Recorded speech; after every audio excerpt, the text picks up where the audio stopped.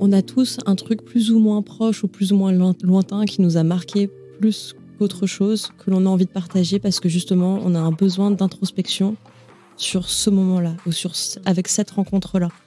Et donc, en général, c'est ça qui va ressortir. Enfin, en tout cas, moi, c'est ça que je vise. C'est de permettre aussi à l'autre personne que lorsqu'elle va raconter, elle va revivre aussi un petit peu son histoire et peut-être avoir un autre point de vue. Le fait de la raconter bien plus tard à quelqu'un d'autre qui va réagir, du coup, aussi différemment qu'à l'époque, que ses potes proches, etc. C'est un peu comme une séance de psy, en fait. Je sais pas. J'espère pas. Non, je donne pas d'exercice à la fin. Bah après, le but de la psychologie, c'est quoi? C'est de communiquer et c'est d'apprendre à se connaître par la communication. Donc oui, on peut dire ça. Mais je crois que ça, c'est le propre de nous tous lorsqu'on parle les uns avec les autres. C'est pour mieux se comprendre soi. Génération Podcast. Génération Podcast. Génération Podcast. Génération Podcast. Génération. Génération Podcast. Podcast. Génération Podcast. Generation Podcast. Salut. Aujourd'hui, on part à la rencontre de Colette du podcast Colette se confesse, un podcast créé pour le fun pendant les confinements 2020 qui est devenu une véritable passion depuis. Dans cet épisode, on discute de l'anonymat derrière le micro comme un choix très assumé et de comment est-ce qu'on peut incarner un podcast sans pour autant dévoiler qui on est. On parle également d'écriture et du développement d'une communauté forte comme celle de Colette se confesse. Je suis Anne-Fleur Andrely, vous écoutez Génération Podcast, c'est parti. Salut Colette, très heureuse de parler avec toi ce matin. Bienvenue dans Génération Podcast. Colette, tu es l'hôte et la productrice du média et podcast Colette se confesse. J'ai envie de te dire, commençons par le commencement. Est-ce que tu pourrais nous présenter ton podcast justement ? Oui, alors bonjour, merci de m'accueillir à ton micro.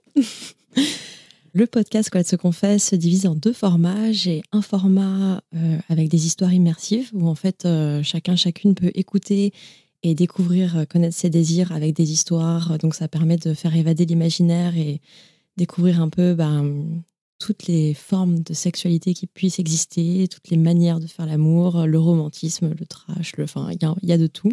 Des lieux insolites, des anecdotes. Et j'ai un autre format qui est un format conversationnel dans lequel je parle avec un ou une invitée et cette personne me confie une anecdote à lui ou elle. Et on va vraiment aller dans les détails de cette anecdote-là. Donc l'idée, c'est pas de connaître toute la vie sexuelle de la personne. Pour moi, ça s'apparenterait presque à du voyeurisme.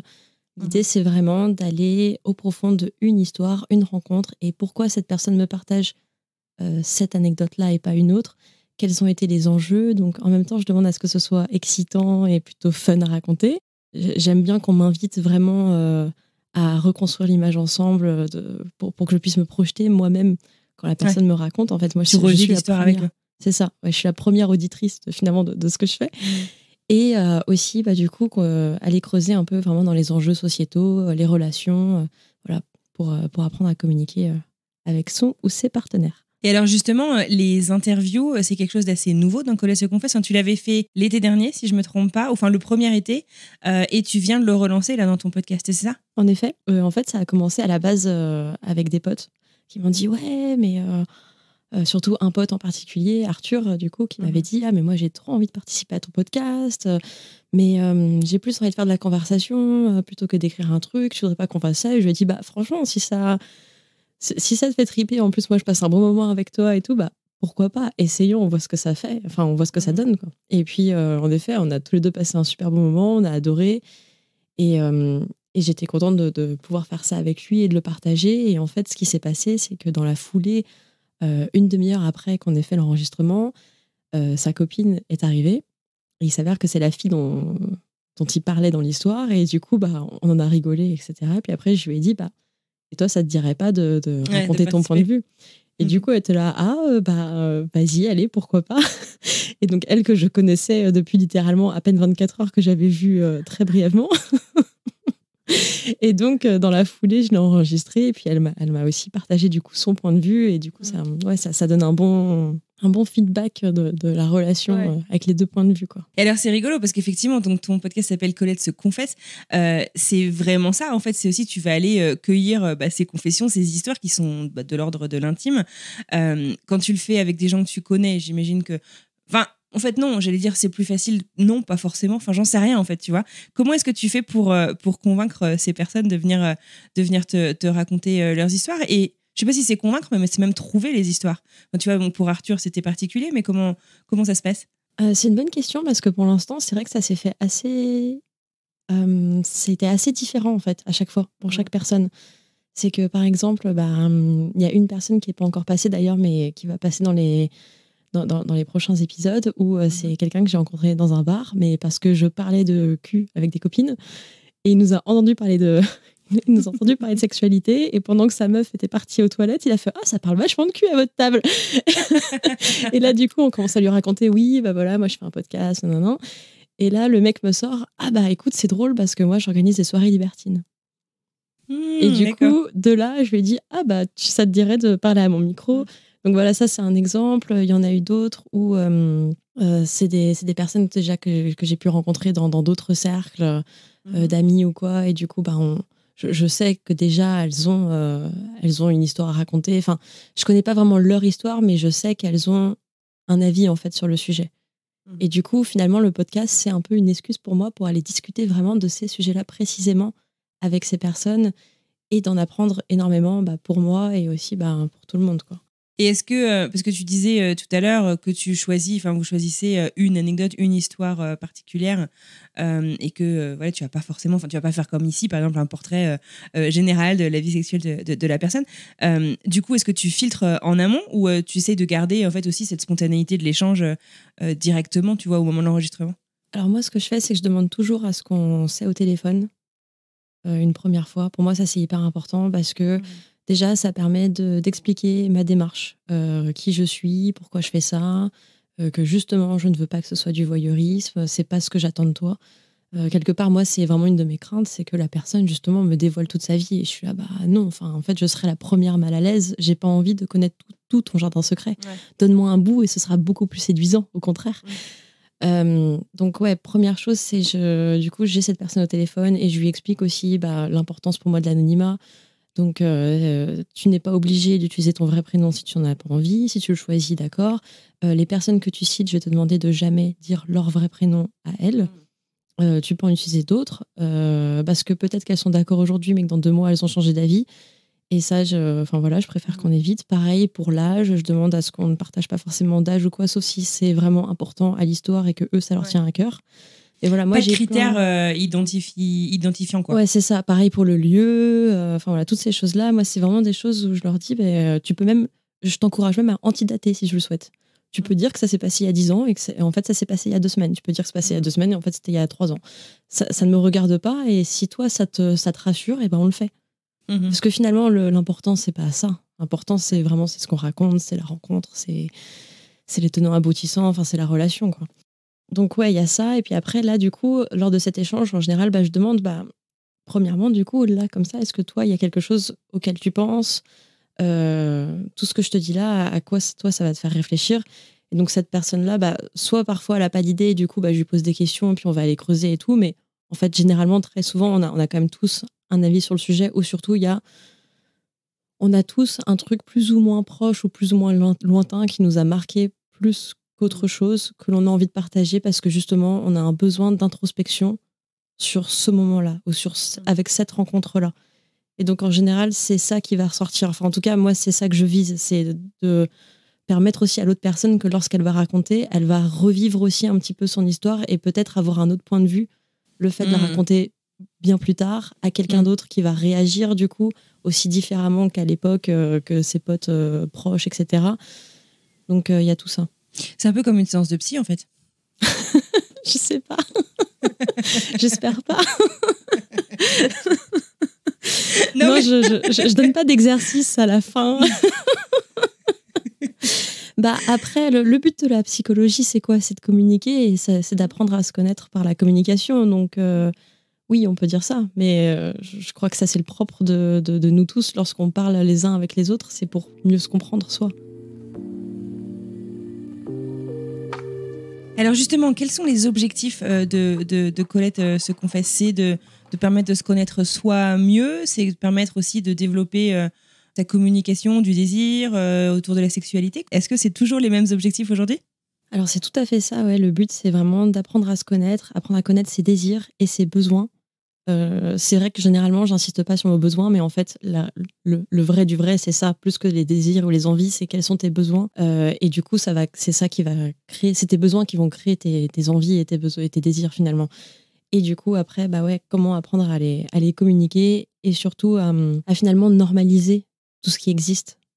Ok, toi t'aimes ça, ou t'as envie de ça, ou t'as pas envie de ça, justement. C'est normal.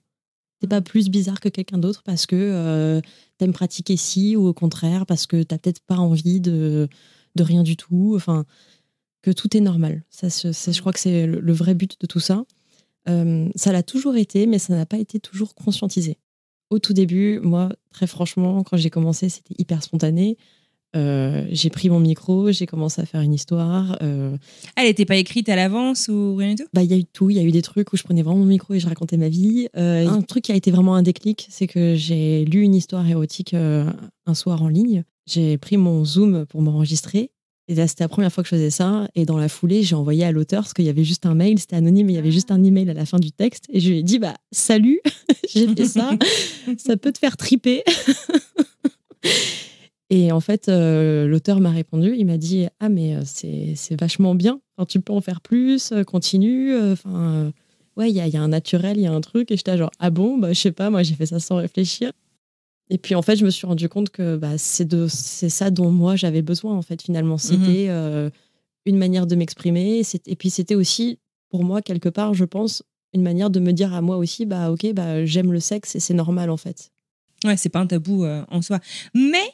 Alors aujourd'hui, tu as allumé ta caméra, mais la dernière fois qu'on s'est parlé, tu ne l'avais pas fait.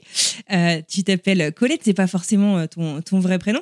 Pourquoi est-ce que tu as décidé en fait de faire tout ça sous le couvert de l'anonymat? En fait, ça n'a pas été un choix. Au début, quand j'ai commencé, je me suis pas dit « Ah, il faut absolument que je sois anonyme. » Tu as créé un personnage? Exactement. J'ai envie de faire un podcast de ça où je raconte plein d'histoires différentes. Mais si je raconte plein d'histoires différentes, il faut qu'on comprenne que Colette, c'est pas une femme, mais c'est une femme différente à chaque épisode. Et si je mets un visage, déjà pour mes proches et tout, machin, c'est plus Colette, c'est moi. Tu vois ce que je veux dire? Et en plus de ça, même pour ceux qui me connaissent pas personnellement, mais qui revoient un visage, ils s'y voient le même visage tout le temps, ils disent que c'est mes histoires. Et en fait, pour moi, c'est complètement contre-productif par rapport à la démarche que j'essaie de mettre en place. J'essaye de dire que justement, c'est par l'imaginaire que tu vas créer tout un univers, la personne à quoi tu veux qu'elle ressemble, ou justement des choses qu'elle va décrire d'elle, et donc tu vas l'imaginer autrement.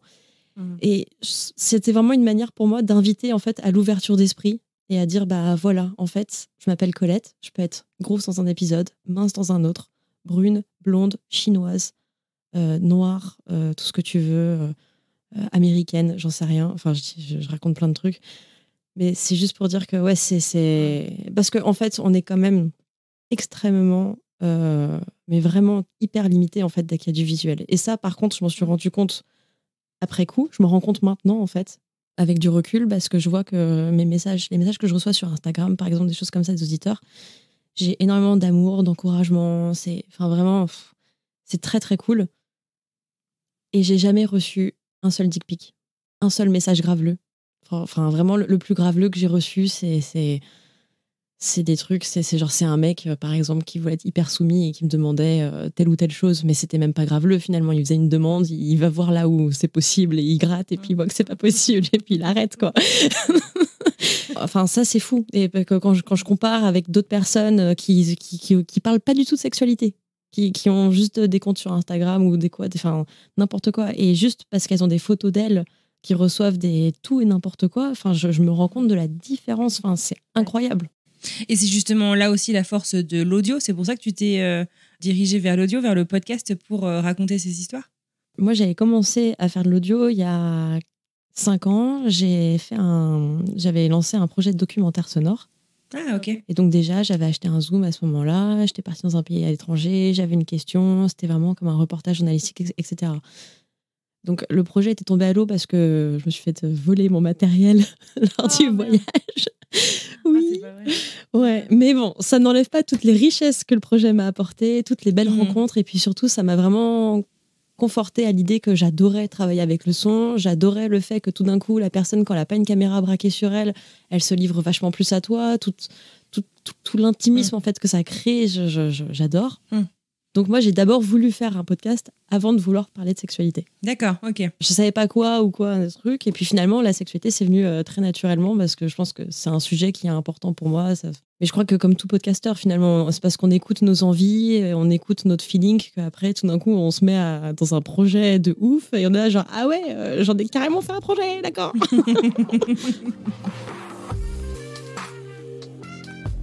Aujourd'hui, donc, Colette se confesse, c'est un site, c'est une newsletter, et c'est aussi justement par Patreon un média qui te propose un accès en premium à certains contenus exclusifs. Tu produis plein de formats différents, on en a parlé un petit peu, des épisodes seuls, des fictions, parfois complètement barrées, pour en avoir écouté, des conversations, des interviews. Et une des premières que tu avais fait en collaboration avec une nana. Ah ouais, Monster Girls. Ouais, c'est ça. Voilà. Ah ouais, celui-là est complètement barré, ouais. J'aime beaucoup, mais c'est vrai qu'il est particulier. La science-fiction, voilà. Est-ce que tu peux nous raconter justement comment, d'un épisode qui, corrige-moi si je me trompe, mais c'était pas hyper... je sais pas si on parle de régulier, mais en tout cas, c'était pas hyper fréquent les épisodes au début en 2020 à aujourd'hui. En fait, comment est-ce que tu as évolué? Est-ce que tu peux nous retracer un petit peu l'évolution de ton podcast et de ton média du coup? Au tout début, si je veux être vraiment, si je veux être pointilleuse. Au tout début, donc je lance mon podcast le 14 février 2020 avec un teaser. Le premier épisode sort 2 semaines plus tard parce que au début, j'étais en mode ouais, je vais faire un épisode toutes les 2 semaines. Donc le premier épisode sort 2 semaines plus tard. Ensuite, quelques semaines après, c'est le confinement. Ouais. Donc moi, je suis en mode waouh, mais c'est trop bien. J'ai le temps de créer et d'explorer plein de choses. Ah bah ouais, d'accord, donc comme une opportunité quoi finalement. Ah bah franchement, ouais, pour moi c'était une super opportunité. Tout d'un coup, j'avais le droit de ne plus bosser, on m'appelait plus pour du boulot, j'ai pu lancer le début de mon site internet, etc., explorer plein de trucs. Ouais, ça a été un temps de création énorme. Et en plus de ça, du coup, j'étais partie en Bretagne avec 2 copines. Et on s'était lancé le défi en fait de faire comme un mini documentaire sur le confinement. Et donc tous les jours, on a enregistré et monté 1 minute de Colette se confine avec ses copines. Et donc c'est une capsule de 1 minute du confinement tous les jours pendant 2 mois. Génial. Donc ouais, ça a été une aubaine. Donc à ce moment-là, j'étais OK, diffusion toutes les 2 semaines, je suis au charbon, je suis au taquet. Après le confinement, ça commence à être vraiment très très très compliqué d'écrire une histoire, la réaliser, le montage, l'enregistrement, tout ce que tu veux en 2 semaines, c'était impossible. Donc là, je suis passée à mensuel. D'accord. Et depuis, j'ai gardé ce format-là mensuel. Seulement, il y a 2 mois, j'ai lancé du coup le nouveau format confession. Donc là, je suis repassée à un épisode toutes les 2 semaines, sauf que j'alterne entre une confession et une histoire immersive. Et du coup là, je viens de lancer le Patreon. Et avec le Patreon, en fait, j'ai lancé dans la foulée le Discord. Donc, parce qu'en fait, moi, je recevais pas mal de messages sur Instagram et tout, ce qui est super. Mais c'est vrai que je me suis rendu compte que finalement, toutes ces personnes-là, elles parlaient qu'à moi et peut-être qu'elles avaient envie de parler entre elles. Donc, j'ai créé le Discord pour qu'elles puissent parler entre elles. Et puis ça, je crois que c'était une super bonne idée parce que tu te rends compte très vite que, ouais, les gens sont super contents de rencontrer des personnes qui partagent les mêmes valeurs que IEL, ça crée tout un truc, quoi. Et puis en plus de ça, du coup, t'as pas le feedback d'une seule personne. Quand tu poses une question, t'as le feedback tout de suite de plusieurs personnes qui te disent oui, non, machin. Enfin, c'est vraiment un centre d'entraide assez énorme, quoi. Enfin, moi, je trouve que c'est super. Cet aspect communauté, moi, je suis assez fan. Donc il y a eu le site, pardon, je me suis un peu perdue. Donc Patreon, Discord, le site avec donc les 2 formats créés il y a 2 mois. Et donc la newsletter, elle sort à chaque nouvelle sortie d'épisode, donc une fois tous les 15 jours. Et dedans, je donne des bons plans, je fais des recommandations culturelles. Je parle un peu de l'épisode. Et puis là, en ce moment, par exemple, je suis en train d'investiguer pas mal sur les bons côtés et les mauvais côtés de la pornographie. En l'occurrence, en fait, il y a Il y a la délégation des droits des femmes qui est au Sénat en ce moment depuis 1 an. Et au mois de septembre, il y a le compte-rendu qui va sortir. Et ils font toute une enquête sur la pornographie, l'accès à la pornographie pour les mineurs, qu'est-ce que ça engendre, quels sont les bons côtés et les mauvais côtés. Donc, ils interviewent les deux parties, ceux qui sont pour et ceux qui sont contre. Et donc ça, je suis en train de me renseigner à fond là-dessus. Et puis, je fais un résumé des infos que je glane en newsletter pour informer un peu aussi de ce qui se passe. Donc, hyper complémentaire, en fait, de tout ce que tu fais à côté, quoi. Ouais, j'essaye. Pour parler de justement cette diversification quoi, du contenu que tu proposes, comment est-ce que tu t'es dit qu'est-ce qui t'a poussé justement à vouloir lancer ta newsletter? La communauté t'en a parlé un petit peu, mais il y a aussi une partie rémunération. Est-ce que tu ambitionnes en fait de pouvoir en vivre, ou est-ce que tu essaies juste de pouvoir rentrer dans tes frais? Comment est-ce que tu te positionnes par rapport à ça? Premièrement, c'est rentrer dans mes frais. Parce que, oui, de manière générale, si on regarde, oui, ça me prend un temps fou entre le temps de création, le temps d'échanger avec la communauté, la post-production, l'aspect marketing, commercial, le site internet, les newsletters. Parce qu'en plus, là, on parle de tout ce qui est création de contenu, mais il n'y a pas que la création de contenu. Il y a aussi comment tu maintiens un site internet, les newsletters, à qui tu les envoies, quel logiciel, quel outil tu vas utiliser, si tu fais des automations. Enfin, il y a plein de nouvelles compétences qui rentrent comme ça. Tu es là, ah ouais, ok. Genre, moi, à la base, j'écrivais, je m'enregistrais faire des histoires, et puis maintenant, je suis en train de devenir commercial. Ok. Mais c'est super, ça crée une multi-polyvalence, je pense, pour chaque créateur. Derrière, on peut créer n'importe quelle boîte. Finalement, j'ai l'impression qu'on est plus entrepreneur que créateur, d'ailleurs. Il faudrait peut-être qu'on change notre propre terme. Mais donc oui, d'abord, c'est rentrer dans mes frais. Là, justement, je suis en train de réfléchir à, ok, c'est quoi la suite? Parce que rentrer dans mes frais, c'est cool, mais si je veux espérer en vivre, etc. Et puis, en fait, il y a un moment donné où t'es tellement enrichi, en fait, t'es tellement riche de ton sujet que ce serait dommage, finalement, de juste en vivre, alors que chacun, on commence tous à avoir des compétences tellement énormes, en fait, dans notre propre domaine de prédilection. Et il faut trouver une autre manière, en fait, de pouvoir mettre ça au service d'autres départements, d'autres secteurs. Enfin, il y a un truc à faire. Donc moi maintenant c'est un peu la suite aussi, je suis en train de réfléchir à ça, c'est ok, comment je me professionnalise pour de bon, pour pouvoir en vivre et pour me libérer du temps également. Et quelles sont tes pistes alors? Oula, t'es pas prête.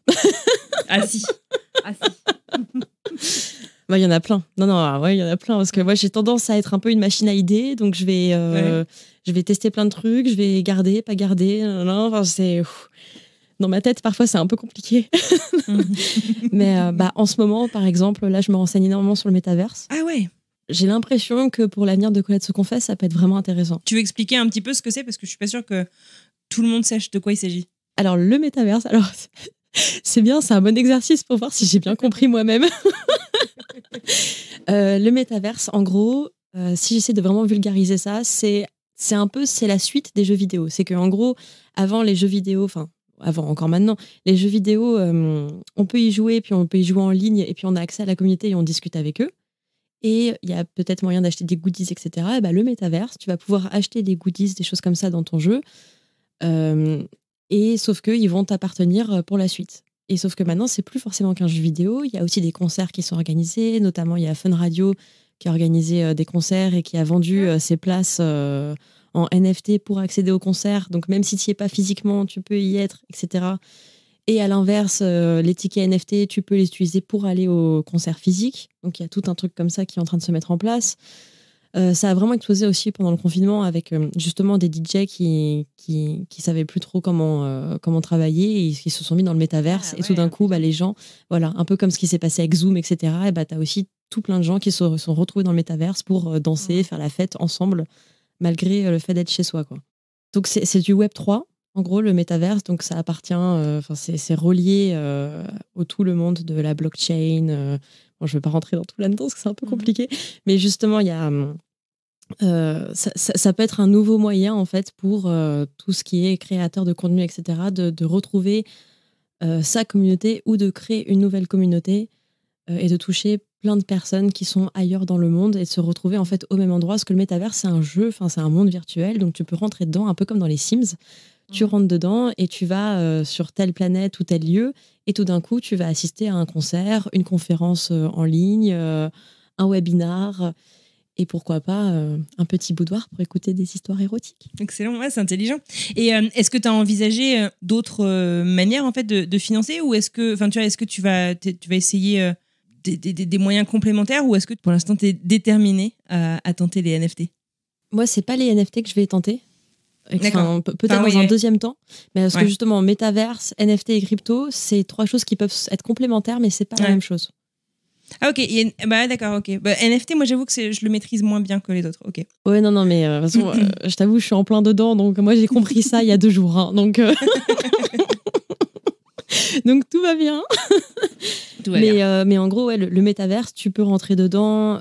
Après, les choses vont se payer justement en bitcoin, etc. Enfin, pas en bitcoin, en crypto-monnaie, tu vois, je raconte aussi des bêtises. Je suis malheureusement pas encore assez experte sur le sujet pour vulgariser à ce point-là, mais en tout cas, c'est des choses vraiment différentes, mais finalement, tu peux aussi avoir besoin des uns et des autres pour tout faire fonctionner, quoi. Et pour répondre à ta question, du coup, le métaverse, j'ai envie de creuser dedans. Ouais, je vais pas me mettre à fond que là-dedans parce que pour l'instant, ça reste encore une technologie hyper récente. On ne sait pas du tout quel est vraiment le futur de ça. Mais c'est juste que tout ça, ça naît d'une grande curiosité personnelle où j'ai envie de comprendre ce système. J'en ai un peu marre d'entendre parler et de ne pas comprendre, en fait. Et justement, j'ai juste envie d'apprendre, d'essayer. Et puis après, si ça ne marche pas, j'aurais juste dit, ok, je mourrais moins bête, j'aurais testé. Et puis, je serais capable d'en parler à des dîners mondains et de faire genre.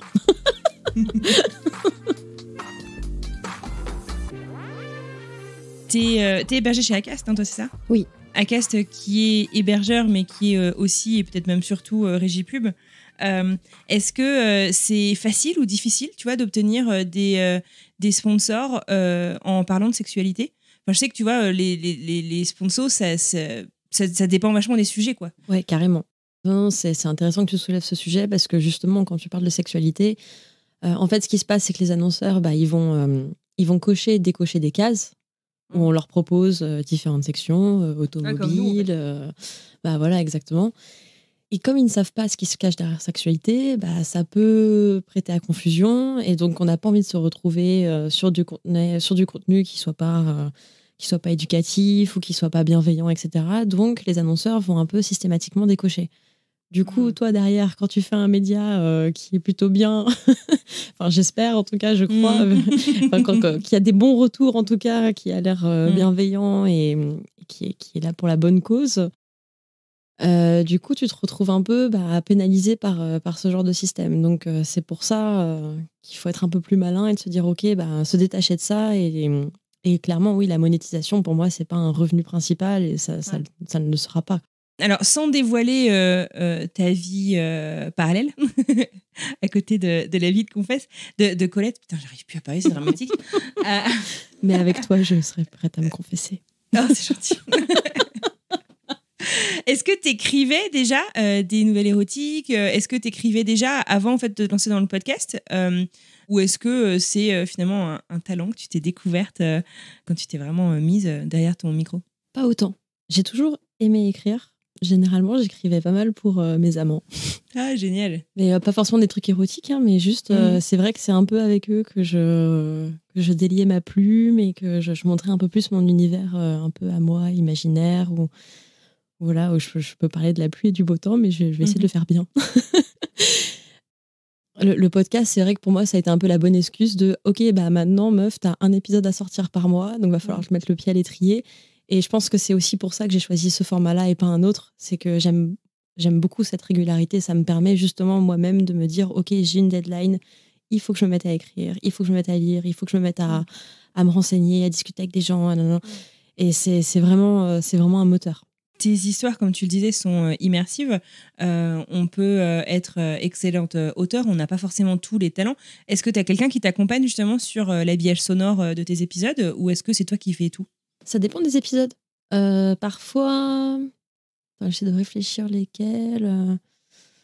Bah alors, par exemple, il y a un épisode là qui est sorti en juin 2022, qui s'appelle Sous le vent. Et c'est un épisode qui est enregistré entièrement en lieu insolite sur un bateau. Alors pour celui-là, par exemple, j'ai fait tous les sons. C'est moi qui fais toutes les prises de son, etc. Puis je suis allée sur le bateau, j'ai vraiment enregistré sur le bateau, etc. Donc sur le lieu, là, moi, ça me permet aussi de prendre les sons dont j'avais envie et donc de la manière dont j'imaginais mon histoire.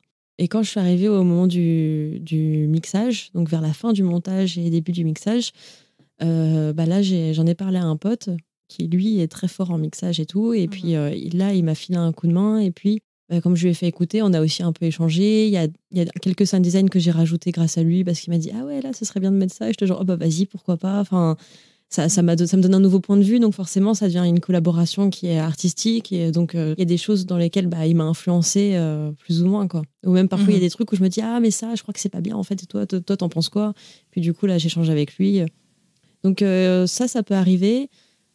Beaucoup, c'est toute seule quand même. Mais c'est vrai que j'aimerais bien que ce soit de moins en moins toute seule parce que c'est beaucoup plus agréable de travailler ensemble. Mais bon, là, c'est plus par faute de moyens que par réelle envie, je dirais. Du coup, c'est quoi la suite de Colette première question. Et deuxième question, j'aimerais savoir si tu atteins en fait les objectifs que tu t'es fixés il y a 2 ans, de permettre finalement aux auditeuristes de mieux vivre, de mieux communiquer, de mieux se connaître vis-à-vis de leur sexualité et de leurs besoins, comme tu le disais. Alors, c'est marrant comment tu as formulé ta question, parce qu'en fait, c'était pas un objectif à la base. Donc ça, je me dis, est-ce que... Non, parce qu'au début, comme je fais ça de manière très spontanée, etc., je me suis pas posé de questions, en fait. Tu t'es fait plaisir, en fait, au début. Je me suis... complètement.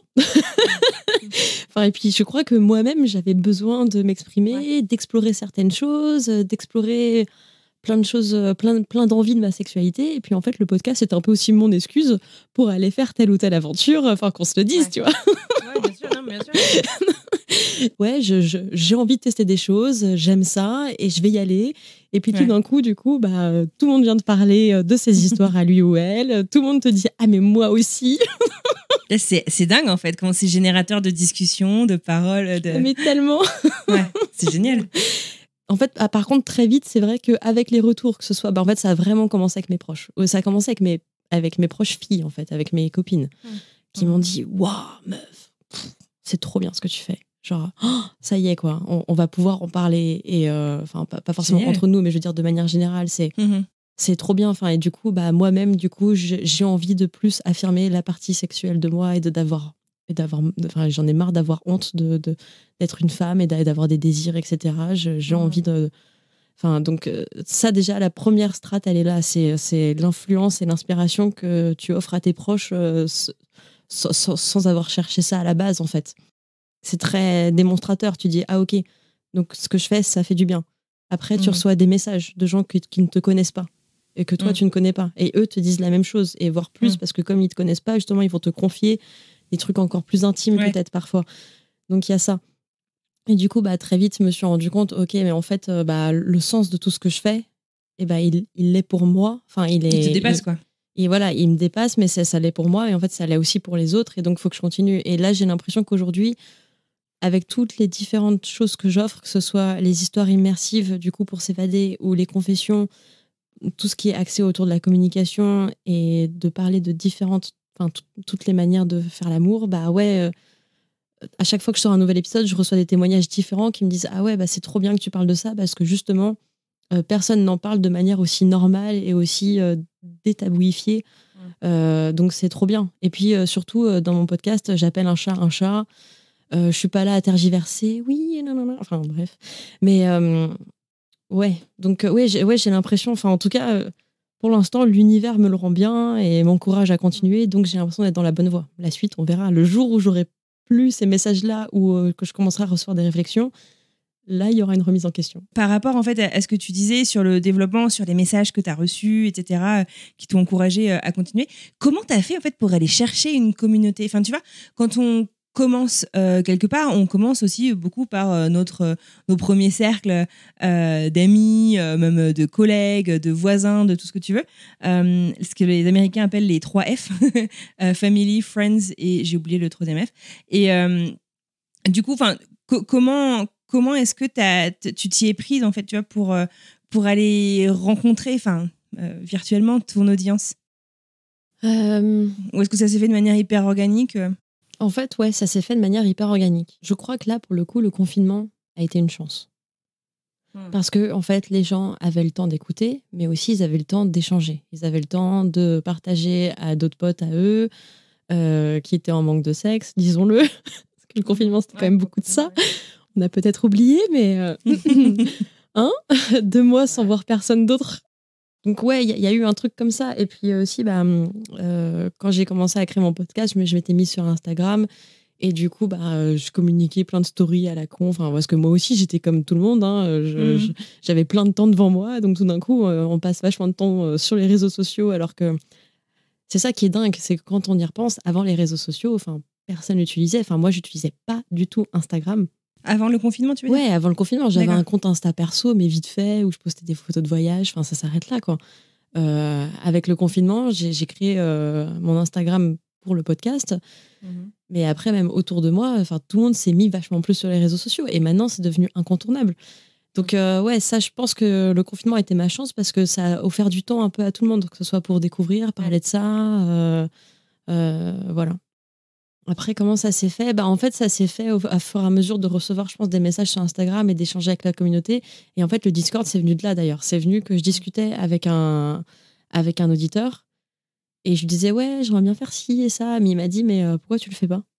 Et j'étais genre, mais en fait, ouais, je veux bien le faire, mais en fait, j'ai juste trop de trucs à faire. Genre, j'arrive pas. Il m'a dit, vas-y, viens, on le fait tout de suite, là. Là, vas-y, tu lances ton Discord. Et j'étais genre, bon, ok.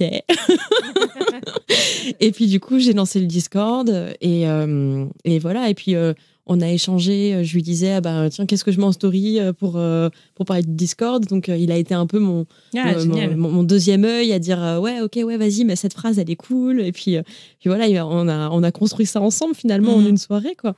Et puis voilà. Puis ça s'est lancé comme ça.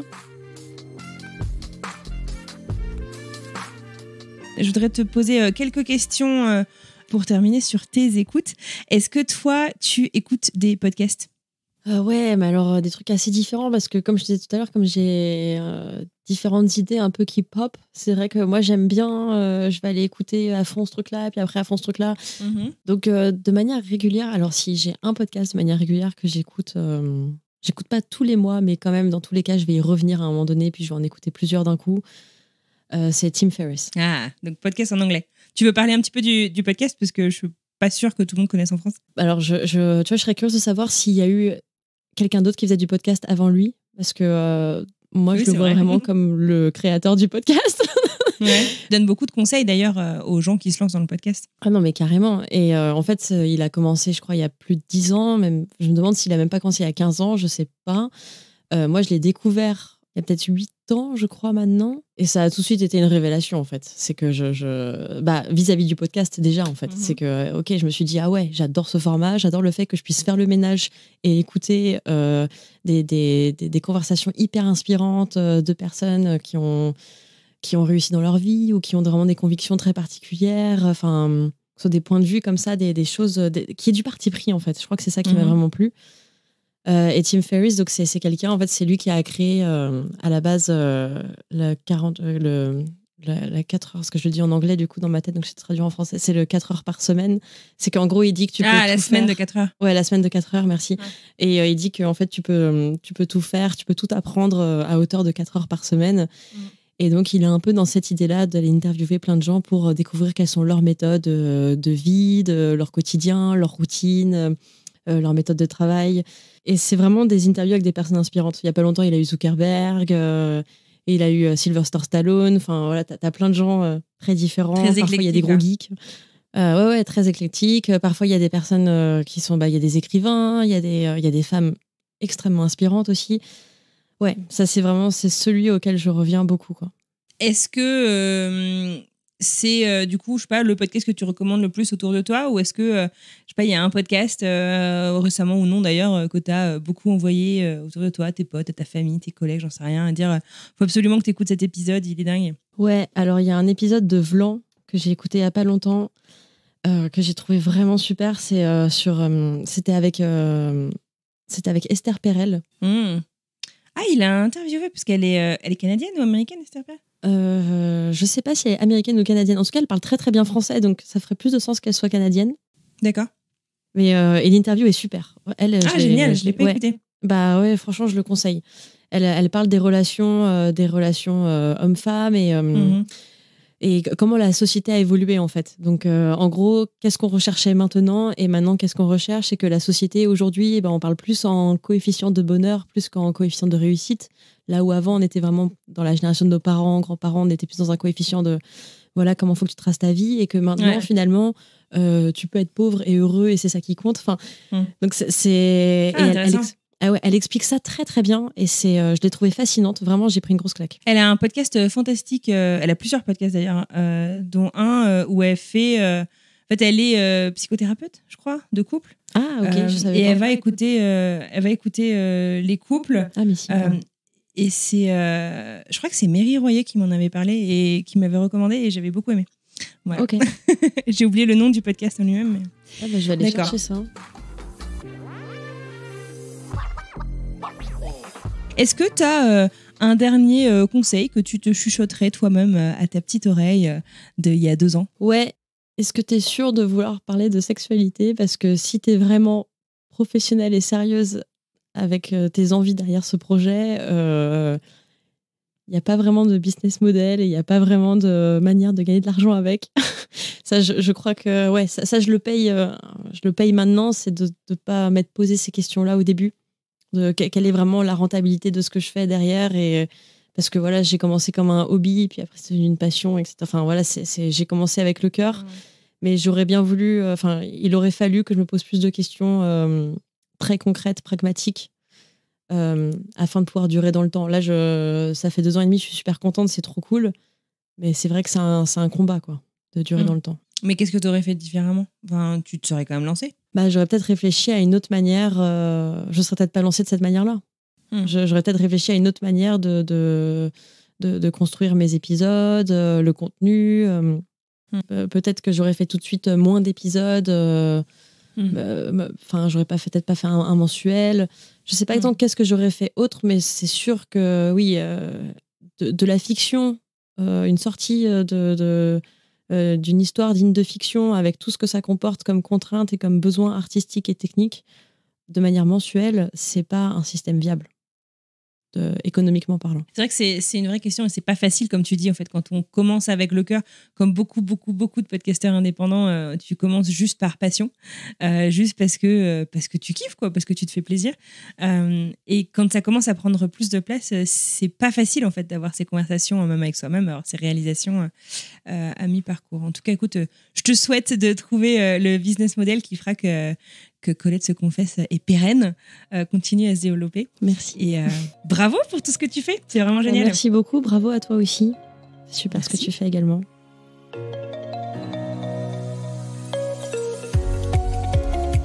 Et voilà, c'est terminé pour aujourd'hui. J'espère que cet épisode vous aura plu autant qu'à moi. En tout cas, merci de nous avoir écoutés jusqu'au bout. Si vous souhaitez en savoir plus, retrouver la communauté, échanger à propos de cet épisode, je vous invite à nous retrouver sur Instagram ou LinkedIn. J'essaye Twitter, mais je suis pas encore très douée. Vous retrouverez Génération Podcast ou mon profil et vous devriez pouvoir retrouver la vignette de l'épisode assez facilement. Si vous souhaitez aider des amis, des collègues à découvrir encore plus le monde du podcast, je vous invite à partager vos épisodes préférés, que ce soit sur les réseaux sociaux, par mail, dans la vraie vie, autour de la machine à café. Ça m'aide énormément et c'est une belle récompense de ce travail que je fais bénévolement. Sur ce, je vous souhaite une très belle journée et j'espère vraiment que vous allez écouter plein de podcasts d'ici à jeudi prochain pour un nouvel épisode. Salut!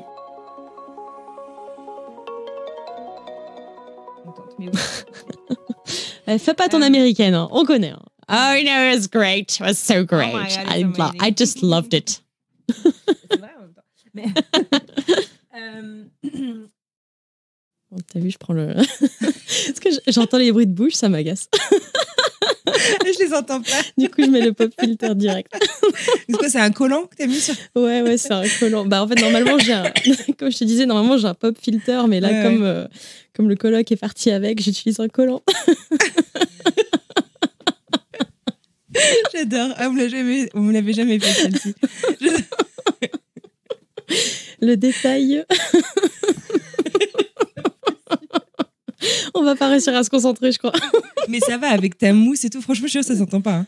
Ah ouais, d'accord, ok. Ouais. Je te dirais si c'est chiant. Non, ça marche, ok. J'aime pas du tout ça, les bruits de bouche, ça me... Bah oui, je comprends.